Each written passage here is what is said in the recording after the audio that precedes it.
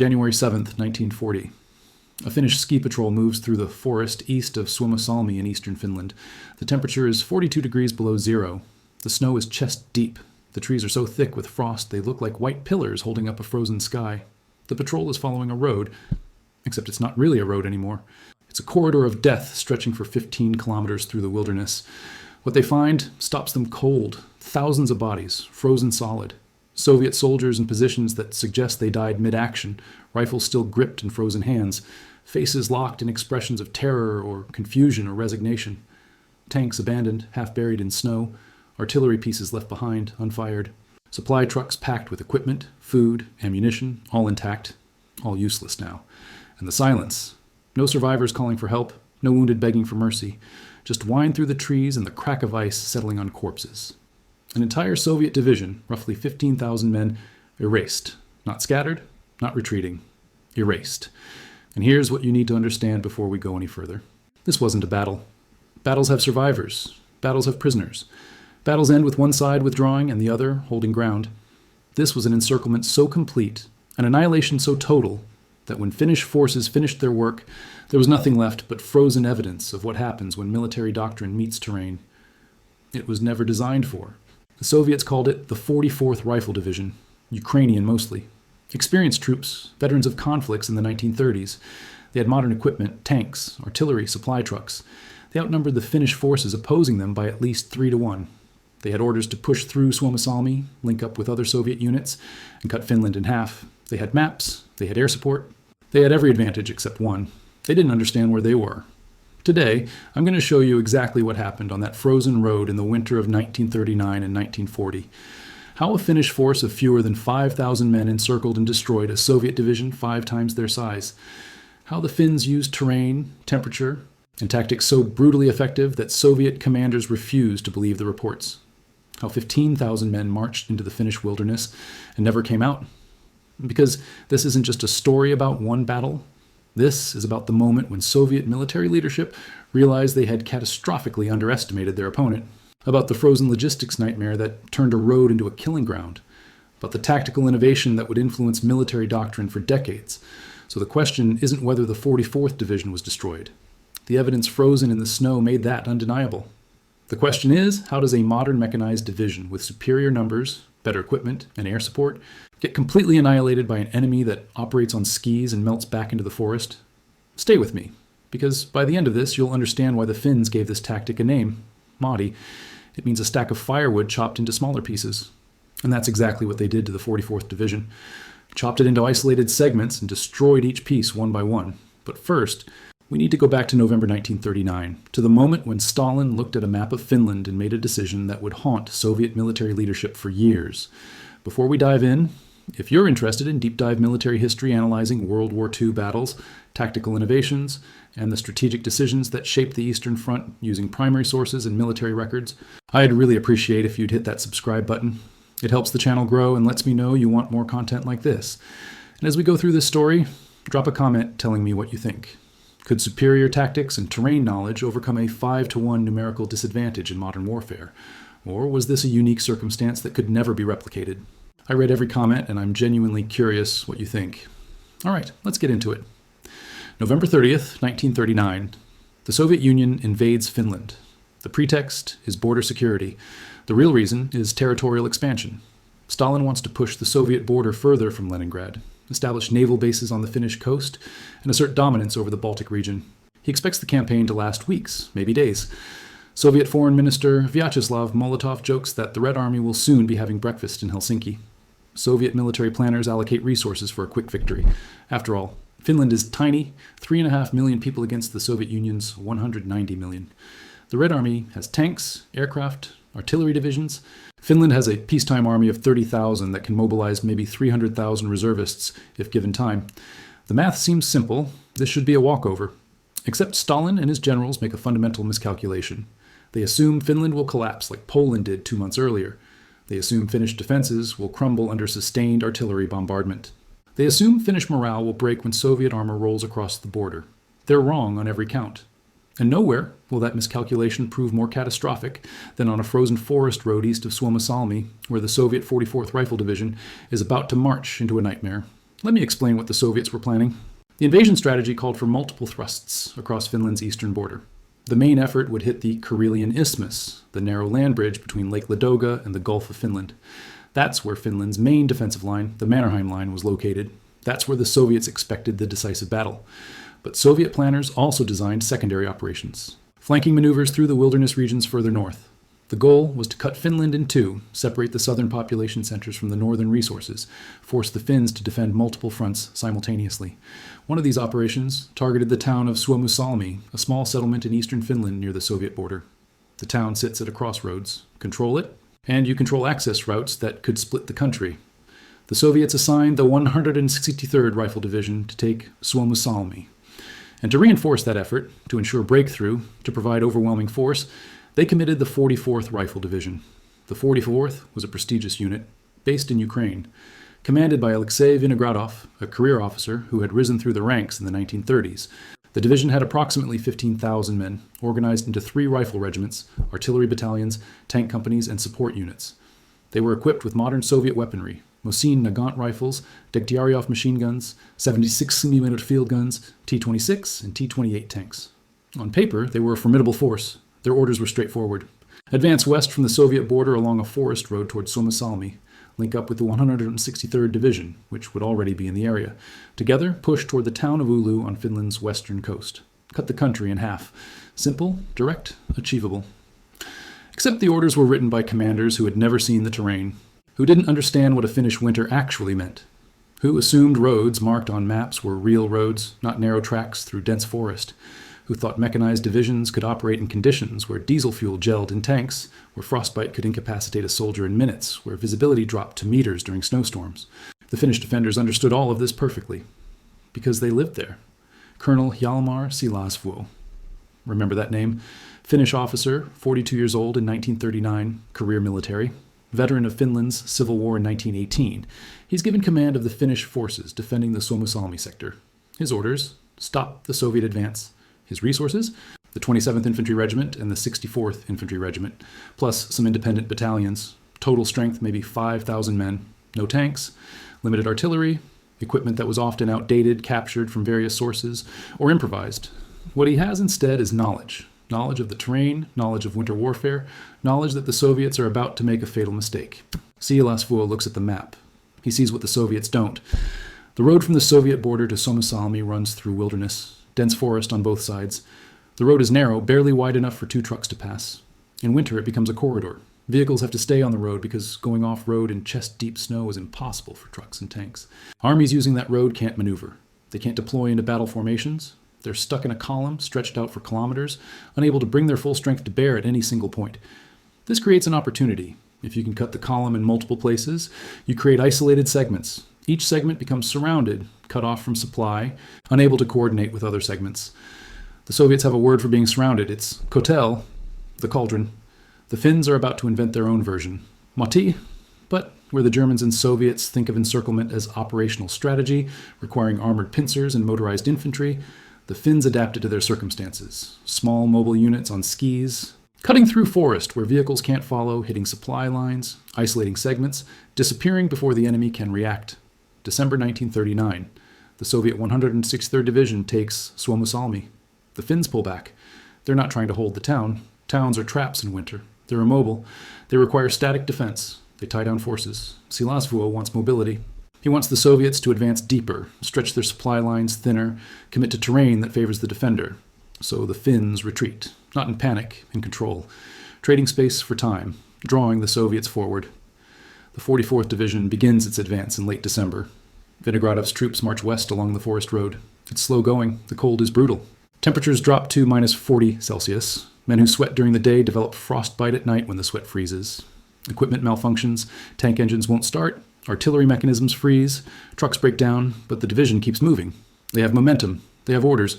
They expect to reach Suomussalmi, link with the 163rd, and continue the offensive. What they don't expect is that Finnish ski patrols are watching every move, counting vehicles, identifying unit designations, reporting back to Siilasvuo's headquarters, mapping exactly where the Soviet column is, how fast it's moving, where the gaps are. December 27th, 1939, the Finnish counterattack begins, but it doesn't start with the 44th Division. It starts at Suomussalmi itself. Siilasvuo's forces hit the 163rd Division. The attack is calculated. The Finns don't try to destroy the entire division immediately. They cut it into pieces. They attack at multiple points along the Soviet perimeter. They use the forest. Soviet troops can't see their attackers. They just see muzzle flashes in the trees. They return fire, but they're shooting at ghosts. The Finns are already moving, skiing through the forest to the next attack position. The 163rd Division panics. They're isolated in a town surrounded by forest and hostiles they can't pin down. They call for reinforcement. They call for the 44th Division to hurry. They need support immediately. Vinogradov receives the message. He pushes his troops harder. He needs to break through to Suomussalmi. He needs to relieve the 163rd. His division accelerates its march, which is exactly what Siilasvuo wanted, because now the 44th is rushing forward. They're strung out along that narrow forest road. Their supply train is stretched. Their units are losing cohesion as faster elements pull ahead of slower ones. They're vulnerable, and that's when the Finns strike. January 1st, 1940. Finnish ski troops begin their assault on the 44th Division's column. The tactic is surgical. Small units, 20 to 50 men, strike at specific points along the road. They're not attacking the entire column. They're cutting it. Think of a snake. If you cut it in enough places, each segment writhes independently, unable to coordinate with the others, dying in isolation. That's Motti warfare. The first cuts happen at the narrowest points in the road, places where the forest closes in, places where Soviet vehicles are jammed together with no room to maneuver. Finnish ski troops emerge from the trees. They're dressed in white winter camouflage. They're invisible against the snow. They hit fast. Machine gun fire rakes the road. Mortars drop rounds into the packed vehicles. Molotov cocktails arc through the air, exploding against tanks in bursts of flame. And before the Soviets can organize a response, the Finns are gone, melted back into the forest, skiing away through terrain where Soviet troops can't follow because they don't have skis, don't know the paths, can't move through the deep snow. The Soviet column grinds to a halt. Officers try to assess what's happening. They send patrols into the forest to find the attackers. The patrols don't come back, or they come back with half their men missing, reporting that the forest is crawling with hostiles, that they're being hit from multiple directions, that they can't see the enemy. Confusion spreads. Units lose contact with each other. Radio communication is spotty. The cold drains batteries. The forest interferes with signals. Officers can't coordinate. Each segment of the column becomes isolated, surrounded by forest and invisible enemies and growing panic. Vinogradov realizes he's in trouble. He orders his units to establish defensive positions, form circles, protect the vehicles, wait for relief. But establishing defensive positions requires clearing fields of fire, digging fortifications, organizing overlapping coverage. All of that is nearly impossible in the conditions they're facing. The ground is frozen solid. Digging is brutal work. The forest is too dense to clear effectively. And the temperature is so cold that men working outside for more than a few minutes risk severe frostbite. So the Soviet troops do what they can. They create makeshift positions. They huddle around vehicles for protection. They light fires for warmth. Those fires become beacons in the night. The Finns can see them from kilometers away. They know exactly where every Soviet position is, and they adjust their attacks accordingly. What's crucial to grasp is the psychological dimension. The Soviet soldiers are in hell. They're freezing. They're hungry because supply convoys can't get through. They're exhausted because they can't sleep. Every night brings attacks from the darkness. They're disoriented because the forest all looks the same and maps are useless. They're terrified because they're being hunted by an enemy they can't see. Finnish snipers pick off officers. Finnish ski troops raid supply dumps. Finnish mortar teams drop rounds into defensive positions and disappear before counter-battery fire can respond. The Finns call their snipers the White Death. Some become legendary. Simo Heiha, a Finnish sniper operating in another sector, kills over 500 Soviet soldiers during the Winter War. He uses iron sights, no scope, because scopes fog up in the cold. He's just one example of the skill level the Finns bring to this fight. These are men who grew up hunting in these forests, who know how to move silently through snow, who can shoot accurately in conditions that would incapacitate soldiers from warmer climates. January 4th, 1940. The 44th Division has been cut into roughly 12 isolated segments. Each segment is a Motti. Some are large, maybe 1,000 men with vehicles and artillery. Some are small, a company or two with limited supplies. None can support the others. The Finns control the spaces between them. They own the forest. They dictate when and where combat happens. Now, Siilasvuo makes a critical decision. He's not going to attack all the Mottis simultaneously. He's going to destroy them systematically, one by one. He concentrates his forces against the largest Moti first. This is the segment containing the division headquarters and the heaviest concentration of troops. If he can break that, the command structure collapses. The assault is methodical. Finnish troops surround the position. They probe for weak points. They bring up what little artillery they have and begin shelling the Soviet defenses. Not massive barrages, the Finns don't have ammunition for that, but precise targeting. They hit command posts, they hit supply dumps, they hit vehicle concentrations. Soviet troops try to break out, they mount attacks trying to punch through the Finnish lines. Some attacks come close. The fighting is brutal. Close quarters, often hand-to-hand in the forest. But the Finns hold. They're fighting on home ground. They know every tree, every path. They can fall back to prepared positions when pressed, then counterattack when the Soviets overextend. And the cold is a weapon. Soviet troops attacking through the snow exhaust themselves in minutes. The physical effort of moving in chest-deep snow while carrying weapons and equipment is crushing. Men collapse from exhaustion. Men fall behind and freeze to death before they can catch up. The Finns, on skis, glide across the same snow with a fraction of the effort. It's not a fair fight. It was never designed to be. Let me give you a specific example. One Soviet unit tries to break out on January 5th. They're from the 44th Division's 25th Rifle Regiment, maybe 300 men. They abandon their vehicles, take only what they can carry, and try to march out through the forest toward Soviet lines. They have a guide, a local communist sympathizer, who claims to know the way. They march for 6 hours. They're moving in single file because the snow is too deep to walk side by side. They're strung out over a kilometer. And then Finnish ski troops hit them. Not a full assault, just harassment. Snipers pick off the officers. Machine gun bursts force the column to take cover, spreading out, losing cohesion. The temperature drops further as night falls. The Soviet troops try to keep moving, but they're lost. The guide has no idea where he is. Everything looks the same in the dark. They stop to rest. They light fires. Some men fall asleep and never wake up. Hypothermia takes them quietly. By morning, Finnish patrols find the column. Most of the men are dead, frozen in positions that suggest they simply sat down and couldn't get back up. The survivors surrender without a fight. They're so cold, so exhausted, so defeated, that they welcome capture because it means warmth and food and an end to the nightmare. The Finns take them prisoner, give them hot soup, send them to rear areas. The Finnish military treats prisoners relatively well during the Winter War. Not out of sentiment necessarily, but because treating prisoners humanely encourages more Soviets to surrender. It's a practical calculation that pays strategic dividends. Back at the main Soviet positions, conditions deteriorate rapidly. Food runs out. The Soviets have plenty of supplies. They're sitting in trucks and depots, but they can't distribute them effectively because the Mahdi's are isolated. Some segments have food but no ammunition. Others have ammunition but no food. None can share. Attempts to move supplies between Mahdi's get ambushed. Finnish troops capture entire supply convoys. They take Soviet weapons, Soviet ammunition, Soviet food, and use it themselves. The irony is bitter. The Red Army equipped with thousands of tons of supplies, starving, while Finnish troops feast on captured rations. Medical care collapses. Wounded men die from injuries that would be survivable with proper treatment. But the Soviet medics are overwhelmed. They don't have facilities. They don't have enough supplies. They're operating in conditions where anesthesia freezes, where bandages stick to frozen wounds, where blood loss kills before doctors can even assess injuries. The wounded lie in the snow. Some beg to be shot. Some are. Officers make mercy decisions they'll never speak about afterward, if they survive. January 6th, 1940. Vinogradov sends a desperate message to Soviet headquarters.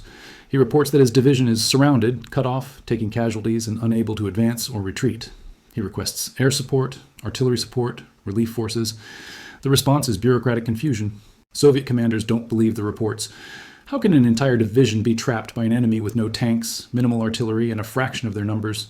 They think Vinogradov is exaggerating, that he's making excuses for slow progress, that he's panicking unnecessarily.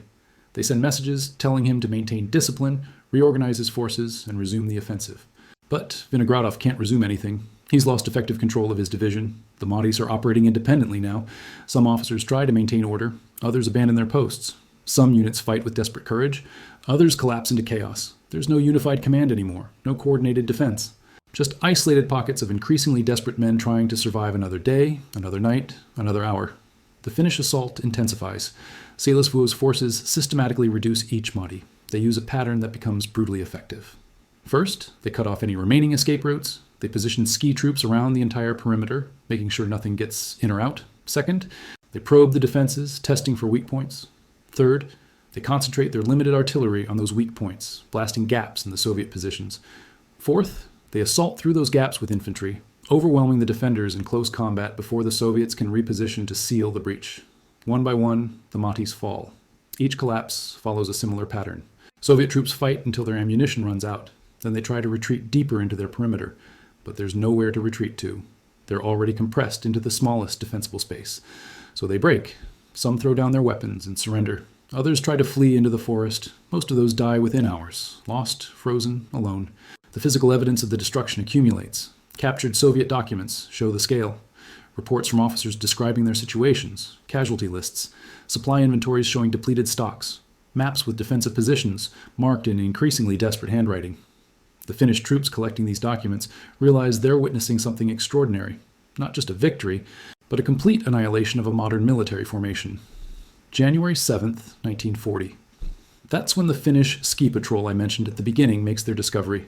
The main segment of the 44th Division's column along the Raate Road has been destroyed. What they find is frozen chaos. Bodies everywhere, some in fighting positions, killed during the battle, some lying in the snow between positions, killed trying to retreat or advance, some sitting against trees, frozen in place, having simply given up. The equipment tells its own story. Tanks abandoned, intact, engines frozen, artillery pieces unfired, their crews dead beside them, trucks packed with supplies nobody used. Soviet soldiers died surrounded by food they couldn't distribute, ammunition they couldn't fire, vehicles they couldn't drive. The logistics system, designed for conventional warfare on open terrain, completely failed in the Finnish wilderness. The documentation is meticulous. Finnish forces photograph everything. They catalog the equipment captured. They count the bodies. They collect identification papers from the dead. They compile reports for headquarters. And those reports paint a devastating picture. The 44th Rifle Division, 15,000 men, has been effectively destroyed. Roughly 7,000 killed, 5,000 captured. The rest scattered, fleeing east toward Soviet lines in small groups, most dying in the forest before they reach safety. Vinogradov himself escapes. He makes it back to Soviet territory with a remnant of his staff. But escape doesn't save him. Stalin's response to the disaster is predictable and brutal. Vinogradov is arrested, court-martialed, and executed for incompetence and cowardice. Several other officers from the division face similar fates. The Soviet military establishment needs scapegoats. They need someone to blame for a catastrophe that revealed fundamental weaknesses in Red Army doctrine, training, and leadership. But executing officers doesn't change the reality. The disaster at Raate Road isn't an isolated incident. Similar encirclements are happening across the Finnish front. Soviet divisions advancing through wilderness terrain are being cut apart by Finnish Motti tactics. The invasion that was supposed to last weeks is dragging into months. Soviet casualties are staggering. International opinion turns against the Soviet Union. The League of Nations expels them for aggression. Neutral countries begin discussing aid to Finland. What's particularly devastating for Soviet prestige is how the story spreads. Finnish authorities allow international journalists into the battle areas.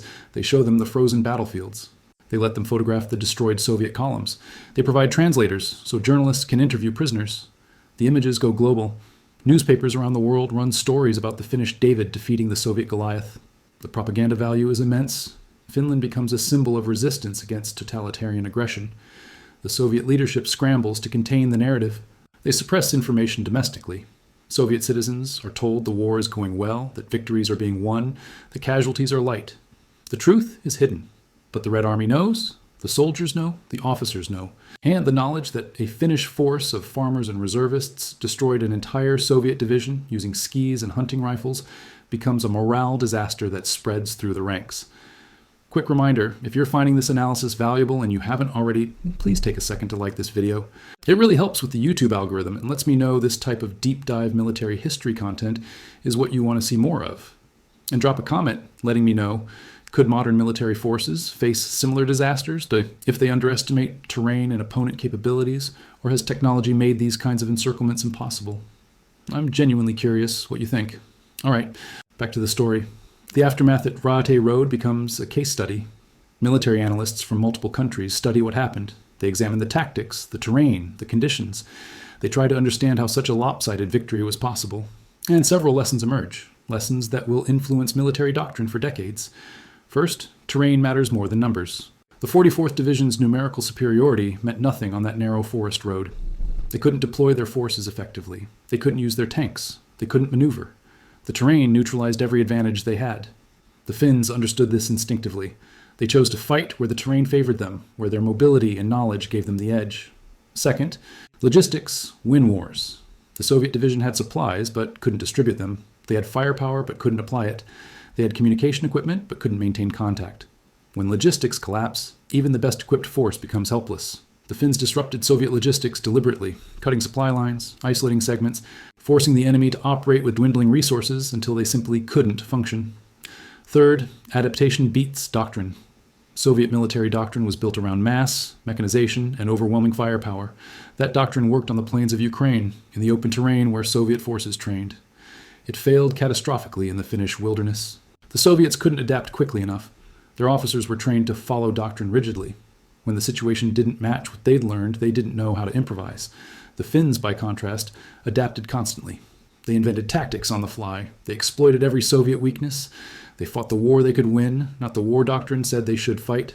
Fourth, morale is a force multiplier. Finnish troops were defending their homeland. Every soldier knew what Soviet occupation meant. They fought with determination born from existential necessity. Soviet troops, by contrast, were confused about why they were even there. They'd been told they were liberating Finland from capitalist oppression. But Finnish civilians weren't welcoming them. Finnish soldiers weren't surrendering. The Soviet troops were cold, hungry, and dying for a cause they didn't understand. That difference in motivation manifested in battlefield performance. The Finns fought harder, took greater risks, endured worse conditions, because they had no choice. But analyzing the battle from a tactical perspective misses something deeper, something about what this disaster revealed about the Soviet military system itself. The 44th Division didn't fail because its soldiers were incompetent or cowardly. It failed because the entire system that put them on that road was fundamentally broken. Soviet military leadership in 1939 was recovering from Stalin's purges. Between 1937 and 1938, Stalin had executed or imprisoned tens of thousands of Red Army officers. The purges targeted anyone suspected of disloyalty, which in Stalin's paranoid worldview meant anyone with independent thinking, combat experience from the Russian Civil War, or connections to foreign military observers.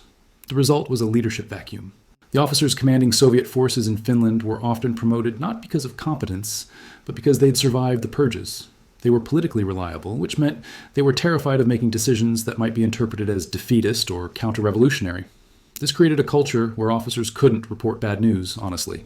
When Vinogradov sent messages saying his division was surrounded and being destroyed, headquarters assumed he was exaggerating because admitting the truth meant admitting a catastrophic intelligence failure. Nobody wanted to be the officer who told Stalin the invasion was going badly. So reports were filtered, softened, distorted. By the time accurate information reached Moscow, it was too late to respond effectively. The Finnish victory at Raate Road also exposed equipment problems. Soviet tanks and vehicles were designed for temperate climates. They hadn't been winterized for extreme cold. Engines seized, fuel lines froze, tracks became brittle and snapped. The Finns, using equipment adapted for Arctic conditions, operated effectively in weather that immobilized Soviet mechanized forces. Simple things made the difference. Finnish soldiers wore layered wool clothing that insulated while allowing sweat to evaporate. Soviet soldiers wore cotton uniforms that absorbed moisture and froze. Finnish troops ate high-calorie rations designed for cold weather operations. Soviet troops subsisted on bread and thin soup that didn't provide enough energy for extreme cold. These might seem like minor details. They weren't. In minus 40-degree conditions, equipment failures and inadequate clothing killed as surely as Finnish bullets. Post-battle analysis suggested that a significant percentage of Soviet casualties died from cold-related causes rather than combat wounds. Men froze to death in their positions overnight. Men developed frostbite that made them combat ineffective, even if they weren't wounded. Men simply stopped functioning when their core body temperature dropped below critical thresholds. The Soviet command eventually recognized these problems. After the disaster at Raate Road and similar defeats elsewhere, they reorganized. They brought in Marshal Semyon Timoshenko to take overall command. They increased troop numbers massively, eventually committing over 1 million soldiers to the Finnish front. They adapted tactics, avoiding wilderness roads and concentrating forces on the Karelian Isthmus where terrain favored conventional operations. They brought in proper winter equipment. They learned from their mistakes.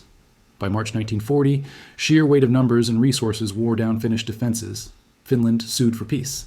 The Treaty of Moscow ceded territory to the Soviet Union, roughly 10% of Finland's pre-war land area. Stalin got his buffer zone around Leningrad, but the cost was devastating. Soviet casualties exceeded 125, civilians are dead, and 250 civilians are wounded. For a war that was supposed to last weeks and cost minimal casualties, this was a catastrophe. Finland's casualties were also severe. Roughly 25 Zauzers dead and 45 civilians are wounded. A staggering loss for such a small nation. But Finland survived. It maintained independence, and it gained international respect for its resistance. The Winter War created the myth of Finnish sisu, an untranslatable concept meaning something like a stubborn determination, the refusal to surrender even when victory is impossible. But the strategic consequences extended far beyond Finland. Adolf Hitler watched the Winter War closely. He saw Soviet incompetence, poor leadership, equipment failures, low morale. He concluded that the Red Army was weak, that Soviet military power was overrated, that an invasion of the Soviet Union would succeed quickly. This assessment influenced his decision to launch Operation Barbarossa in June 1941. He was partially right. The Red Army performed poorly in the early months of the German invasion, losing millions of soldiers and vast territories, but he was catastrophically wrong about the ultimate outcome. The Soviet Union survived, adapted, and eventually destroyed the Wehrmacht. The Winter War also influenced Soviet military reforms. Stalin realized the Red Army needed massive improvement. He reinstated some purged officers. He modernized training. He improved equipment. He reorganized command structures. When Germany invaded in 1941, the Red Army was still unprepared, but it was more capable than it had been in 1939. The lessons from Finland, paid for in frozen blood on roads like Raate, contributed to the Soviet ability to eventually turn the tide on the Eastern Front. The battle itself entered military legend. The term Motti became shorthand for encirclement tactics in difficult terrain. Military academies studied Siilasvuo's campaign. Special forces units analyzed Finnish ski troop tactics. Cold weather warfare doctrine incorporated lessons from the Winter War. The idea that small mobile forces could defeat larger conventional armies in the right conditions influenced resistance movements, guerrilla warfare theory, and asymmetric tactics for decades. For Finland, the victory at Raate Road became a foundational national myth. It proved that Finland could defend itself. It validated the concept of total defense, where the entire nation mobilizes to resist invasion. It created heroes, Siilasvuo, Hei-ha, countless unnamed soldiers who fought in the frozen forests.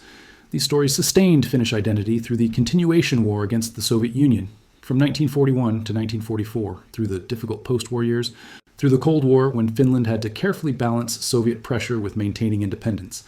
The physical evidence of the battle remained for years. Frozen bodies took months to collect and identify. Equipment littered the forest. Local residents found debris for decades afterward. Some areas became informal memorials. The Raate Road itself became a pilgrimage site. Veterans returned. Families of the dead visited. Historians photographed the terrain, trying to understand how the battle unfolded. Modern investigations using metal detectors and ground-penetrating radar still find artifacts. Bullets, shell casings, equipment fragments, sometimes personal effects. These discoveries provide glimpses into individual stories. A Soviet soldier's diary found in 2003 described the final days of the encirclement, the cold, the hunger, the certainty of death. A Finnish soldier's letters found in an estate sale in 2015 described the eerie experience of walking through the frozen battlefield afterward, the silence, the overwhelming evidence of destruction. These personal accounts humanize the statistics. 15,000 Soviet soldiers weren't just numbers. They were individuals with families, histories, futures that ended in the Finnish snow. The Finnish soldiers who killed them weren't celebrating. Most were disturbed by what they'd done, by the sheer scale of death, by the frozen faces of young men who looked like they could be neighbors or cousins. War creates these moral complexities, necessary actions that haunt the people who perform them. Which brings us to difficult questions. Questions about what the Battle of Raate Road means beyond the tactical and strategic analysis. Questions about asymmetric warfare, about the ethics of fighting to survive, about what nations are willing to do when faced with existential threats. Was the Finnish approach, the deliberate creation of conditions where enemy soldiers would freeze to death, ethical? By the laws of war, yes. The Finns didn't violate Geneva Convention provisions. They didn't execute prisoners. They didn't use prohibited weapons. They simply used terrain and weather as force multipliers. And if Soviet soldiers died from exposure while trapped in Modis, that was a consequence of combat operations, not a war crime. But there's a moral difference between shooting an enemy soldier in combat and creating conditions where he freezes to death over days. The Finns understood this. They didn't glory in the deaths. They did what they had to do to survive as a nation. Soviet aggression forced the choice. Finland didn't invade the Soviet Union. The Red Army crossed the border. Every Soviet soldier on Finnish soil was an aggressor in a war of conquest. Finland had the moral right to resist by any legal means necessary.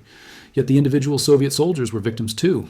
Victims of a system that sent them into a war they didn't choose, into conditions they weren't prepared for, under commanders who didn't value their lives. The soldiers freezing in the Modis weren't Stalin. They weren't the architects of aggression. They were conscripts following orders. Their deaths were tragic, even when militarily necessary. This tension between individual tragedy and strategic necessity defines modern warfare. The soldier in the ice water tank at Dachau and the soldier freezing in a Finnish forest both died because systems and leaders valued other things more than human life. The difference is consent and context. The concentration camp prisoner had no choice, no agency, no possible justification for his death. The Soviet soldier made choices. enlisted or was conscripted into a military that invaded a neighbor, participated in an aggressive war. His death was tragic, but not equivalent. These distinctions matter. They're why we create categories like war crimes, crimes against humanity, legitimate military action. They're why international law tries to draw lines even in the chaos of combat. They're why studying battles like Raate Road requires both tactical analysis and moral reflection. So here's what I want you to think about. In an age of precision weapons and advanced technology, could a scenario like Raate Road happen again? Could a smaller force use terrain, weather, and tactical innovation to defeat a larger enemy? Or has modern surveillance, communication, and firepower made such victories impossible? And the deeper question, when a nation faces invasion, faces the potential end of its independence and identity, what methods are justified? Where's the line between legitimate defense and excessive brutality? The Finns in 1939 believed they were fighting for survival. Were they right? Would you make the same choices in their position? I don't have definitive answers. History rarely provides them. What I can tell you is that the frozen road east of Suomussalmi stands as evidence of what happens when military planning ignores reality, when doctrine collides with terrain it wasn't designed for, when human beings are pushed to the absolute limits of endurance and the worst conditions imaginable. 15,000 men marched into the Finnish wilderness in December 1939. Most never came out. Their bodies, their equipment, their stories remained frozen in the snow as testament to the cost of strategic miscalculation and the desperate effectiveness of a small nation fighting for survival. If you found this deep dive into the Battle of Raate Road valuable, if you appreciate military history that goes beyond simple narratives of heroes and villains to examine the complex tactical, strategic, and moral dimensions of warfare, I'd really appreciate if you'd subscribe to the channel. I create detailed analysis of World War II battles, strategic decisions, and the moments that shaped the conflict using primary sources and serious historical research. Thanks for watching.